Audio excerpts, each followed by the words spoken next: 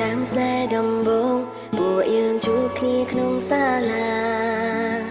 រួមស្រង់ជីវ៉ាព្រាមដូតមកផាក្នុងថ្នាក់นุ่งโปรจีច្រើនចាំអារំលើស្រងវលៀងតែអូនបែរធ្លាក់នៅក្នុងអូនលងស្នេហ៍បងអូនព្រៀបដូចជាអន្ទពូនយ៉ាងដល់អស្ចារ្យតែងឈរក្រោយរៀមរាឲ្យកម្លាំងចិត្តប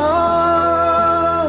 អាចទេរៀបការជាមួយនឹងព្រមរាំងនេះ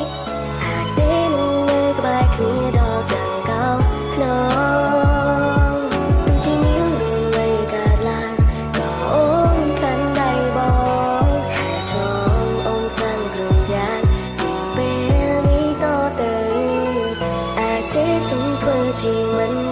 100ឆ្នាំសន្យាមិនឲ្យប្រែស្រាំបងមើលថែរូបអូនជានឹងតែម្នាក់ដែលស្រឡាញ់បងជាបងអរគុណគ្រប់រឿងកន្ល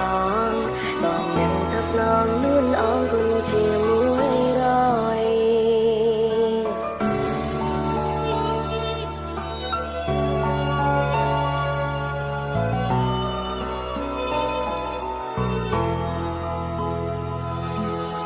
មានរឿងជាច្រើនដែលពួកយើងឆ្លងកាត់នឹងគ្នា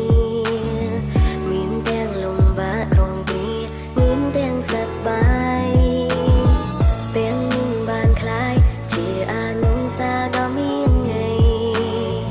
ដែលបងនឹងស្រីបានពុំពីដល់ថ្ងៃនេះអូនព្រៀ